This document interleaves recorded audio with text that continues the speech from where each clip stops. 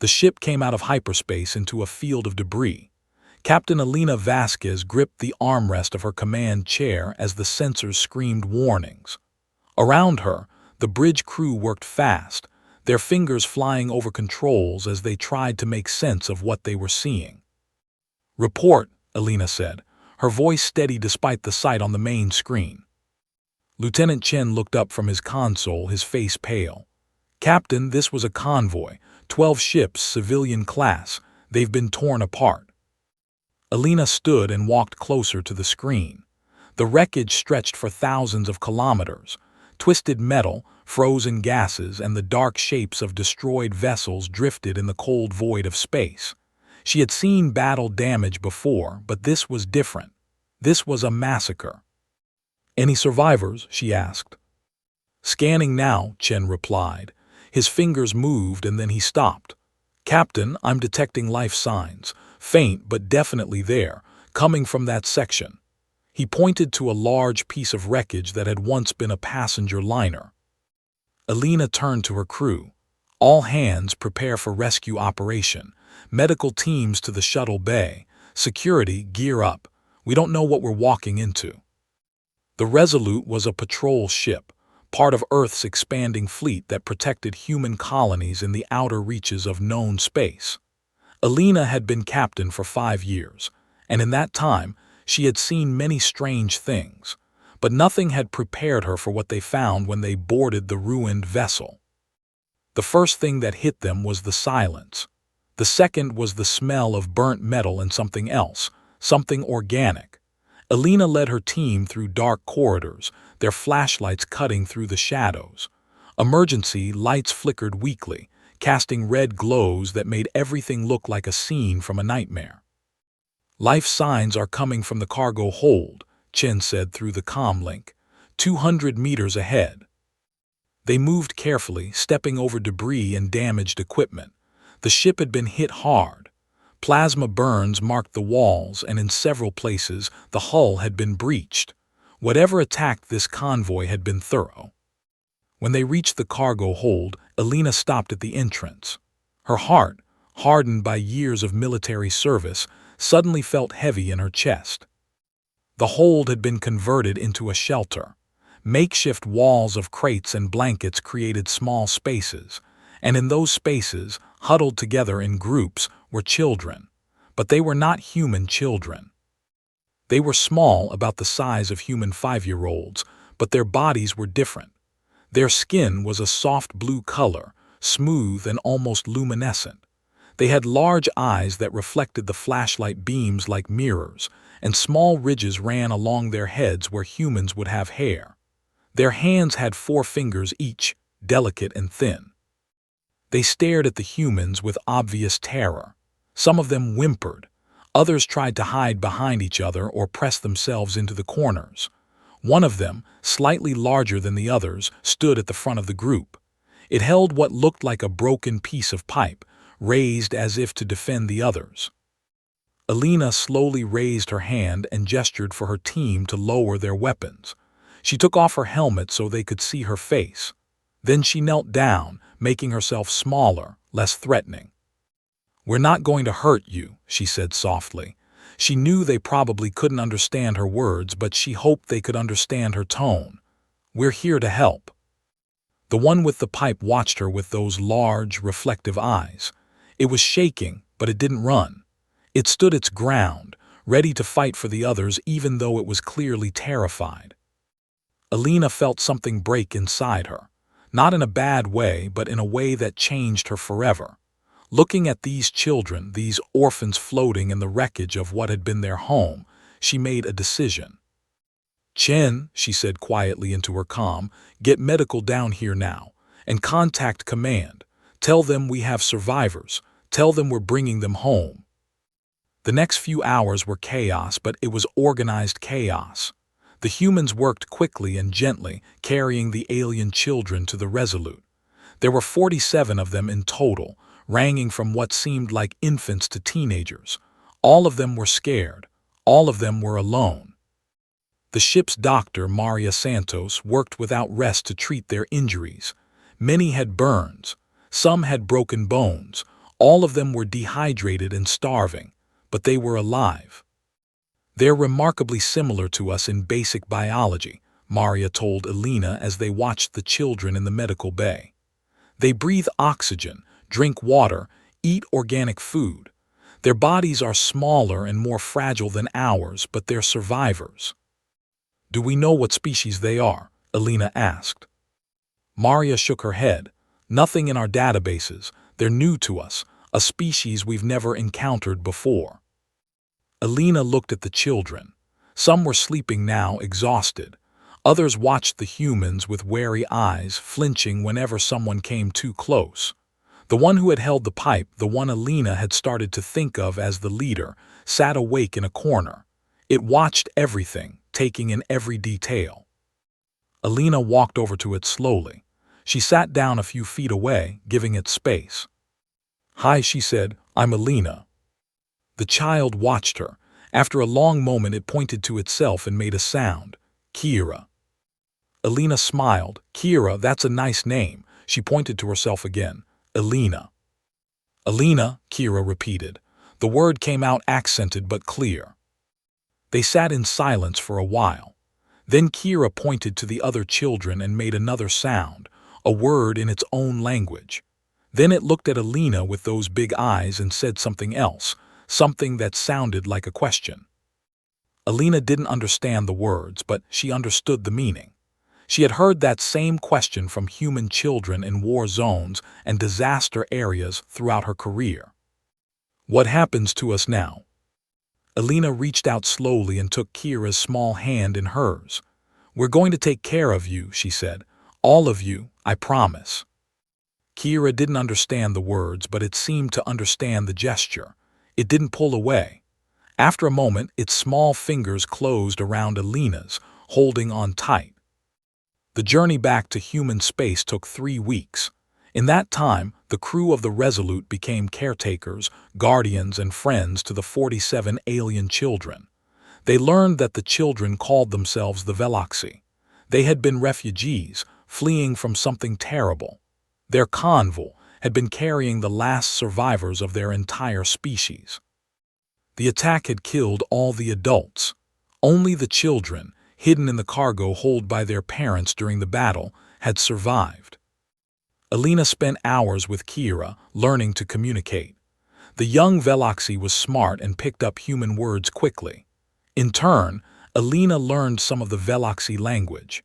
It was difficult, full of sounds that human throats struggled to make, but she tried her best.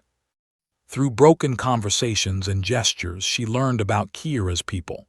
They had lived on a beautiful world of forests and lakes. They were artists and scientists, peaceful and curious. They had never been warriors. When the enemy came, they had no way to fight back. "The harvesters," Kira said, using the human word Elena had taught. "They take everything, they kill everything. Our world is gone." Elena held the young Veloxi close as Kira cried. It was the first time she had seen any of the children show that much emotion. It was the beginning of healing. Before they reached human space, Elena filed her report with command. She requested that Earth accept the Veloxi refugees and provide them with a permanent home. She expected bureaucracy. She expected debate. She expected it to take months of meetings and arguments. What she got instead was a response within hours. "Request approved," the message read. "Bring them home." When the Resolute entered Earth's solar system, they were met by an escort of 50 ships.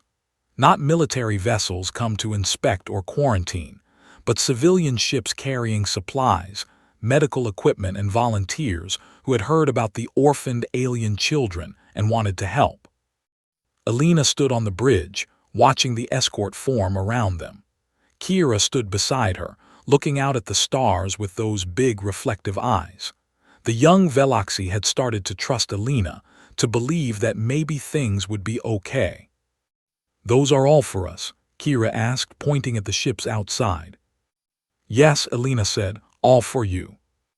Kira was quiet for a long moment.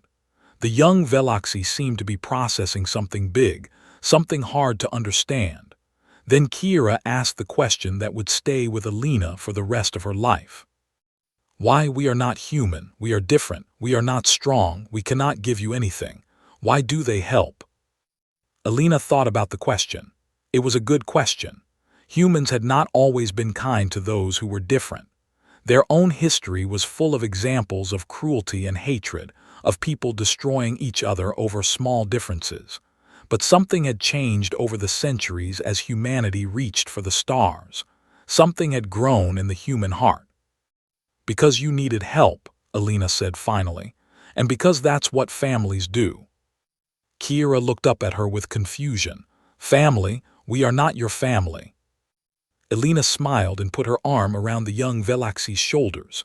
You are now. The Veloxi children were taken to a facility on Earth that had been quickly converted into a home for them. It was located in a quiet valley in what had once been called Switzerland, surrounded by mountains and forests and clear blue lakes. The building was warm and safe, filled with soft beds and places to play. There were gardens for growing food and rooms for learning and spaces for the children to be together. But more importantly, it was filled with people who wanted to help. Volunteers came from all over the world. Teachers, doctors, counselors, and ordinary people who simply wanted to do something good. They learned the Veloxi language and customs. They studied what the children needed to eat, how they slept, what made them happy and what scared them. And slowly, carefully, the Veloxi children began to heal. Not everyone was happy about the situation. Some politicians argued that Earth had its own problems and couldn't afford to take care of alien refugees. Some feared that the children might be dangerous or that their presence might attract whatever had destroyed their convoy.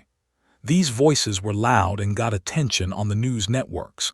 They organized protests and wrote angry messages. But they were not the majority. For every person who spoke against the Veloxi, 100 stepped forward to defend them. People donated money, supplies, and time. Families offered to adopt the children. Communities prepared to welcome them. Schools built programs to help the young Veloxi learn alongside human children. One man stood before a crowd of protesters and said something that spread across the networks like fire. They're children, he said simply. They lost everything. What kind of people would we be if we turned them away? The protests faded. The angry voices grew quiet, and the work of caring for the Veloxi continued. Alina visited the facility whenever her duties allowed. She watched the children grow stronger, healthier, happier. She saw them learning human languages, making human friends, finding their place in a new world. She saw them smile and laugh for the first time since the rescue. But she paid special attention to Kira. The young Veloxi had become something like a child to her, though neither of them had put it into words. They would walk together through the gardens, talking about everything and nothing. Alina told Kira about Earth's history, about humanity's long journey from caves to stars. Kira told Alina about the Veloxi homeworld, about the forests that sang in the wind and the lakes that glowed at night. I don't want to forget, Kira said one day. I don't want to forget who we were, but I don't want to be sad forever either. Alina nodded. You don't have to forget. You carry your people with you in your memories, in your heart. That's how they stay alive. But you can also move forward. You can become something new while still remembering what you were. Kira thought about this for a long time. Then the young Veloxi said, I want to be strong, like you, like humans. I want to be able to protect people. Alina smiled. Then we'll teach you when you're ready. 6 months after the rescue, Alina returned to the Valley facility for a formal visit. She had been promoted to Admiral, given command of a new task force specifically created to protect refugee populations and respond to humanitarian crises in space. It was a new kind of military mission, one focused on saving lives rather than taking them. The politicians called it a waste of resources. The military called it soft duty. Alina called it the most important work she had ever done. When she arrived at the facility, she was greeted by running feet and excited voices. The Veloxy children swarmed around her, calling her name, tugging at her uniform, speaking in a mix of Veloxy and human words. They had grown so much in 6 months. They looked healthy and strong. And for the first time since she had found them in that cargo hold, they looked truly happy. Kira pushed through the crowd to reach her. The young Veloxy had grown taller, almost reaching Alina's chest now. There was confidence in those big eyes that hadn't been there before, a sense of purpose and direction. "Admiral Alina," Kira said formally, using the title with obvious pride. Then the formality broke and Kira threw both arms around her. "You came back." Alina hugged back tightly. "I told you I would. I always keep my promises." Later, they walked together through the gardens that the children had helped plant. Flowers from Earth and carefully grown specimens from the Veloxy homeworld bloomed side by side, creating displays of color that took Alina's breath away. The children had worked hard on these gardens, and it showed. "The others are learning fast," Kira said as they walked. "Human language, human customs, human technology. The teachers say we are good students." "I'm not surprised," Alina said. "The Veloxy are very intelligent, you always have been." Kira was quiet for a moment, considering something. Then the young Veloxy asked, "Admiral, do you know who attacked our convoy? Have you found them?" Alina's expression grew serious. This was a question she had been expecting, but it still wasn't easy to answer. "We're still investigating. We have some leads. The intelligence division is working on it." "When you find them," Kira said, and there was steel in that young voice, steel that hadn't been there before, "I want to know." Alina looked at the child who had stood alone with a broken pipe, ready to fight for its people against impossible odds. She saw the warrior that Kira would become someday, the leader that was already emerging. "You'll know," she promised, "but that's a fight for later. Right now, your job is to grow up, to learn everything you can, to heal from what happened. And when you're ready, if you choose to fight, we'll teach you how." Kira nodded seriously. "The humans who visit us, the soldiers, they tell us stories. Stories about human warriors. They say humans are fierce, that you protect what you love. They say you never give up, even when you're losing." "That's true," Alina said. "We can be stubborn that way." "They say they will protect us," Kira continued, "until we can protect ourselves, until we're strong enough to stand on our own." Alina stopped walking and knelt down to look Kira in the eye. She wanted to make sure the young Veloxy understood what she was about to say. "Not just until then," she said firmly. "Always. You're part of us now, Kira. You and all your people, your family, and family is forever. Even when you're strong, even when you don't need protection anymore, we'll still be here. That's what family means." Kira's eyes glistened with moisture, a sign of emotion that humans and Veloxy shared. The young Veloxy reached out and took Alina's hands. "We will make you proud," Kira said. "We will become strong, we will learn to fight, and we will protect others like you protect us. That is our promise." Alina smiled, feeling tears in her own eyes. "I know you will. I've never doubted it for a moment." The years passed, and the Veloxy children grew into young adults. True to their promise, they studied hard and trained harder. They absorbed everything the humans taught them about technology, about science, about warfare. They kept their own traditions alive while embracing their new home. They became something new, a blend of Veloxy heritage and human upbringing. Many of them joined the human military, serving alongside the people who had saved them. They brought their own strengths to the partnership. Their sensitive hearing could detect sounds humans couldn't, making them excellent scouts and surveillance operators. Their eyes could see in complete darkness, allowing them to navigate where humans were blind.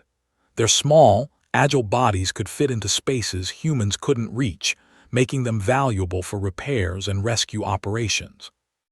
But more than that, they brought a fierce loyalty and courage that inspired everyone around them. They never forgot what the humans had done for them, and they spent their lives repaying that debt in service and sacrifice.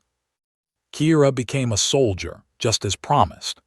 The young Veloxy rose through the ranks with a combination of tactical brilliance and unwavering courage that impressed even the most skeptical human officers.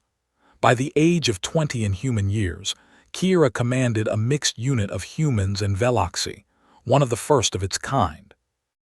Admiral Elena Vasquez watched these developments with pride. She had been promoted twice more, now commanding the entire refugee protection fleet. Her ships patrolled the borders of human space, rescuing survivors, delivering aid, and standing between the weak and those who would harm them.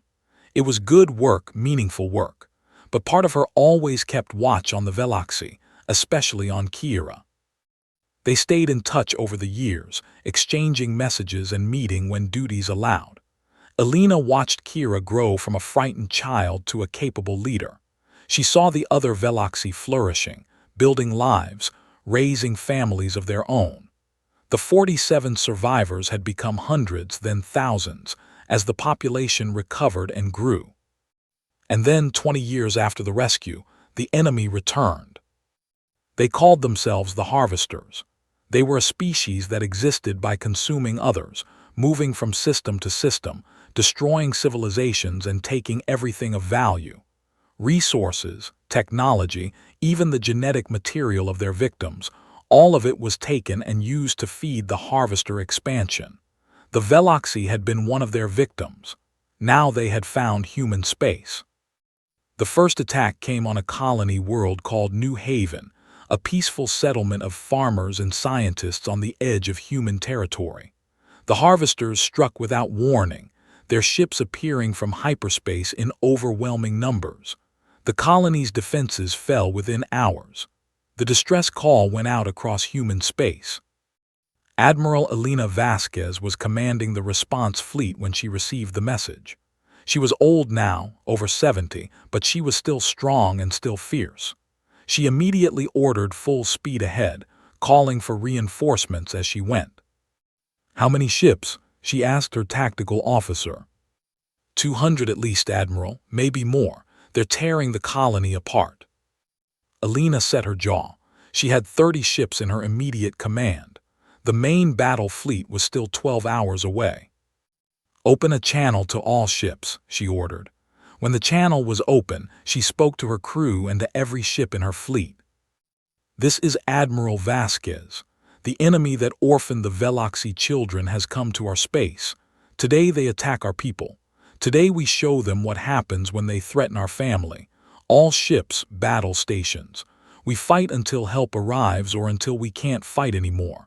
Vasquez out." The Battle of New Haven lasted 6 hours. Elena's fleet fought against overwhelming odds, using every tactic, every trick, every ounce of courage they had. They couldn't win, not against such numbers, but they could buy time. They could save lives by giving people a chance to escape, and that's what they did. Ship after ship fell, but they didn't retreat. They held the line while civilian vessels fled the colony. They drew the enemy's attention while evacuation pods launched into space. They fought and died so that others might live.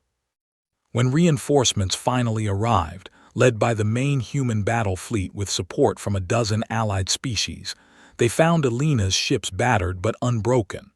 The Harvesters, shocked by the fierce resistance, had lost a third of their force. They had expected easy prey, simple slaughter like they had conducted so many times before. They had found warriors.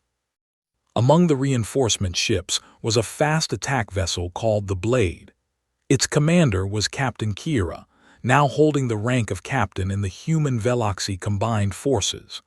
The Veloxy officer had pushed their ship to the absolute limit to reach the battle, determined not to miss the fight. "Admiral Vasquez," Kira's voice came over the comm, tight with emotion, "the fleet is here. What are your orders?" Elena, bleeding from a wound on her forehead but still standing on her damaged bridge, smiled for the first time in hours. "Captain Kira, good timing. Formation Delta. Let's show these monsters what happens when they attack our home." The combined fleet, humans and Veloxy fighting side by side, drove the Harvesters back. They pushed them out of the New Haven system, pursuing them into deep space, destroying every ship they could catch. It was the first major victory against the Harvesters, and it would not be the last. In the aftermath of New Haven, everything changed. The Harvesters had made themselves the enemy of humanity and all its allies. The war that followed would last for years and claim millions of lives, but it was a war that humanity and its friends would win. The war against the Harvesters lasted 5 years. It was the hardest challenge humanity had ever faced. The Harvesters were numerous, powerful, and utterly without mercy. They had destroyed hundreds of civilizations before encountering humans. They had consumed entire sectors of the galaxy. They expected to destroy Earth as well, to add humanity to their long list of victims. They were wrong. Humanity fought with everything it had. Every ship that could be armed was armed. Every person who could serve did serve. Scientists worked day and night on new weapons and defenses. Factories ran without stopping, producing the tools of war. It was a total commitment, a civilization-wide effort to survive. And humanity didn't fight alone. The Veloxi, now grown and trained, fought alongside their adopted family. They served on every ship, in every unit, on every battlefield. They brought their unique abilities to the war effort. Their scouts found enemy positions that humans couldn't detect. Their pilots flew with precision that amazed human instructors. Their engineers kept damaged ships running long past when they should have failed. Other species joined the alliance as well. The Gathori, whose colony world humans had saved from a plague decades earlier, sent their entire fleet. The Mendari, who had been given shelter when their son died, contributed their scientific expertise. The Clith, who had been freed from slavery by human intervention, fought with the ferocity of those who knew what it meant to be victims. Each of these species remembered what humans had done for them. Each of them came to fight because humanity had earned their loyalty through acts of kindness and protection. Admiral Elena Vasquez commanded from the front throughout the war. She was older now, her hair completely gray and her face lined with age and worry, but her spirit was as strong as ever. She refused to command from the safety of a rear position. Where the fighting was hardest, that's where she went. Captain Kira, promoted to admiral after the Battle of New Haven, commanded the Veloxi forces. The two worked together constantly, planning strategies, leading attacks, defending critical positions. They had become legends, the human admiral and the Veloxi admiral, symbols of the alliance that stood against the Harvesters. The turning point came at the Battle of Harvest's End, a world that the Harvesters had claimed as their forward base in human space. Intelligence indicated that the enemy was massing for a final push toward Earth. If they succeeded, the war would be lost. Elena's plan was bold. It required splitting the fleet, risking everything on a single strike at the enemy's heart while leaving other positions weakened. If it failed, there would be nothing left to stop the Harvesters. "If this doesn't work," Elena said to Kira before the battle, "it's over. They'll break through to Earth. Our people will die." Kira met her gaze with those large, reflective eyes, now filled with the experience of a veteran warrior. "It won't fail. We won't let it. This is what we've trained for. This is what we survived for." They embraced, human and Veloxi, two admirals who had become family over the course of 3 decades. The battle was brutal. Kira led the strike force that punched through the enemy lines, driving straight for the Harvester command ship. The fighting was close and desperate. Ships exploded on all sides. The space around Harvest's End filled with debris and fire. Elena commanded the main fleet, holding back the enemy forces that tried to stop Kira's advance. She sacrificed ships, lives, everything she had to keep the path open. It was the hardest thing she had ever done. Kira's ship, badly damaged, made it through to the enemy command vessel. The Veloxi admiral led the boarding party personally, fighting through corridors filled with Harvester soldiers. The enemy was larger than humans, faster than Veloxi, armed with terrible weapons. but they had never faced enemies who fought with such desperate fury, such complete dedication. In the end, Kira stood on the bridge of the enemy ship, facing the Harvester commander. The creature was massive, its body covered in hard plates, its many eyes gleaming with malice. It had commanded the destruction of hundreds of worlds. Now it faced a survivor of one of those worlds. "You are the ones we broke," it said, its voice like grinding rocks. "The small blue ones, you should be dead. Your species should be forgotten, your world nothing but dust. Yet here you stand." Kira raised a weapon, aiming at the creature's center mass. "My people survived. We were saved by those you thought were weak. We were raised by those you thought you could destroy, and now we save others." "By whom?" the Harvester demanded. "Who would save such weak creatures? Who would waste resources on the defeated?" Kira smiled, showing teeth in a gesture learned from humans, a gesture the Harvesters had learned to fear. "Family." The shot that killed the Harvester commander ended the battle. With their leadership destroyed, their command structure shattered, the enemy fleet fell into chaos.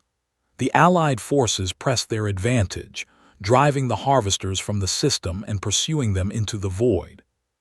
The war wasn't over yet. There would be more battles, more sacrifices, more losses, but the tide had turned. Everyone knew it. The Harvesters who had never known defeat were being beaten by an alliance of species who refused to give up. In the years that followed, the alliance pushed the Harvesters back system by system. It was hard, bloody work. Many lives were lost on all sides, ships were destroyed, worlds were scarred. The cost was terrible, but slowly, surely they won. The final battle took place in the home system of the Harvesters themselves, a dark place around a dying star where the enemy had built their seat of power. The Allied fleet, larger and stronger than ever, faced the last of the Harvester forces. This time, there would be no escape for the enemy. This time, the cycle of destruction that they had perpetuated for thousands of years would end. Alina, now 90 years old and barely able to stand without support, watched from the command ship as the battle unfolded. She was too old to command from the front, but she wouldn't miss this moment. After 30 years of fighting, of sacrifice, of loss, she had to see it end. Kira's ship led the vanguard just as it had at Harvest's End. The Veloxy admiral was older now too, gray-haired in the Veloxy way, with scars visible on blue skin from a lifetime of combat. But those eyes were still bright, still fierce, still full of purpose. When the last Harvester ship was destroyed, when the enemy homeworld fell silent, a cheer went up across the fleet. Thousands of ships, dozens of species, millions of voices raised in celebration. Alina allowed herself a smile, tears streaming down her wrinkled face. It was over. The celebration that followed spread across human space and beyond. On every world, in every colony, people danced and laughed and wept with relief. The threat that had hung over them for so long was finally gone. On Earth, in the valley where the Veloxy children had first found shelter so many years ago, there was a special gathering. The surviving members of the original 47 came together, along with their children and grandchildren, their human friends and families, and the soldiers who had fought beside them. The valley had changed over the decades. The small facility had grown into a thriving community, home to thousands of Veloxy and humans living together. The gardens had spread to cover the entire valley floor. It was beautiful, peaceful, a monument to what could be built when different peoples worked together. Alina was there, moving slowly now but still standing straight with the help of a cane. Kira was there too, moving more easily despite the years, supported by family. They found each other in the crowd just as they always had. They stood together before a memorial that had been built in the heart of the garden. It honored all those who had fallen, human and Veloxy, and all the other species who had joined the fight. The names carved into the stone ran on and on, a testament to the cost of victory. "We did it," Kira said quietly, voice thick with emotion. "We won." Alina nodded, leaning on her cane but standing as tall as she could. You did it. You and your people. You turned your tragedy into strength. You took what the universe threw at you and you stood back up. Kira shook its head firmly. No, we did it together. That's what you taught me all those years ago. That's what family does. They stood in silence for a moment, remembering all those who weren't there. Then Kira spoke again. The Galactic Council has made a decision. They want to establish a new organization, a force that will find orphaned species, refugees, survivors, a force that will protect them, care for them, help them grow strong, just like you did for us. Alina raised an eyebrow, like we did for you. Exactly like that. They want to call it the Guardian Corps. Humans will lead it with Veloxy as partners. Every species in the Alliance will contribute. Kira paused, emotion crossing those aged features. They want to name it after you. Alina laughed, a sound that was weaker than it used to be but still full of warmth. I'm too old for that kind of honor. You're never too old to be remembered, Kira said firmly. You saved us, Alina. When we were alone and afraid, floating in the wreckage of everything we had known, you reached out your hand. You didn't see aliens or refugees or a burden. You saw children who needed help. You showed us what family means. Around them, children played in the garden. Human children and Veloxy children, running and laughing together as if they had always been friends. There were children from other species too, young ones from all the civilizations that had joined the Alliance over the years. They were the future, born from the choices made decades ago. Alina watched them with joy in her heart. This was what it had all been for. Not the battles, not the victories, not the medals or the promotions. This, children playing together, people living in peace, the chance for something better. Make sure they remember, she said softly, not just what we did, but why we did it. We didn't fight because we wanted power or glory. We fought because we saw children who needed help. That's all. It's that simple. And that powerful, Kira added. Yes, Alina agreed, and that powerful. She passed away 3 months later, peacefully, surrounded by family. Humans and Veloxy and friends from a dozen species gathered to say goodbye to the woman who had changed everything. They told stories about her, laughed and cried, celebrated her life and mourned her death. Kira spoke at the memorial service, standing before a crowd of thousands. Alina Vasquez found us when we had nothing. She gave us everything. She taught us that strength isn't just about weapons and armor. It's about love. It's about caring for others. It's about seeing someone who needs help and reaching out your hand, even when it's hard, even when it costs you something. The Veloxy Admiral paused, gathering strength for the final words. She showed us that family isn't about blood or species or where you come from. Family is about choice. She chose us, and in choosing us, she changed the galaxy. The Guardian Corps was established the following year, headquartered in the valley that had sheltered the Veloxy children so long ago. It grew quickly, drawing volunteers from across the galaxy. They found orphaned species on distant worlds, survivors of disasters and wars and cruel fate. They brought them home, cared for them, taught them, and helped them become strong. The name they chose for their headquarters was simple. They called it Hope. Admiral Kira served as the first commander of the Guardian Corps. The Veloxy who had once stood alone with a broken pipe, ready to fight for their people, now led the greatest humanitarian effort the galaxy had ever seen. In the main hall of Hope there was a statue. It showed a human woman kneeling down, her hand extended toward a small alien child.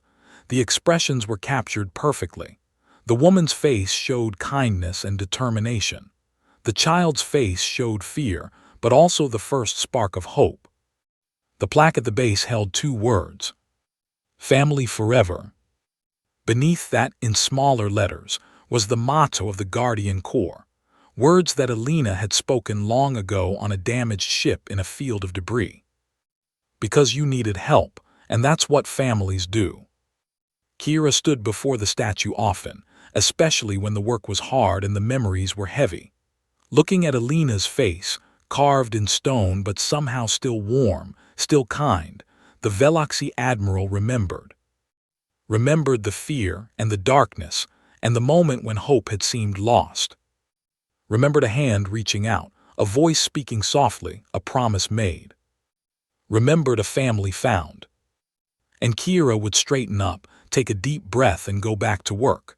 Because there were more children out there, more orphans, more survivors, and they needed help. The galaxy was vast and often cruel. There was suffering and loss and tragedy on scales that were hard to comprehend, but it was also full of wonder and possibility, full of people willing to fight for those who couldn't fight for themselves. Full of family. The story of the Veloxy spread across the stars.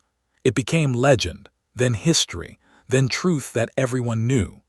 When new species were discovered, when refugees appeared, when children needed saving, people remembered what had happened in that cargo hold so long ago.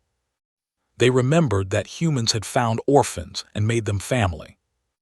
They remembered that those orphans had grown up to stand beside their protectors. They remembered that together, they had changed the galaxy. And they did the same.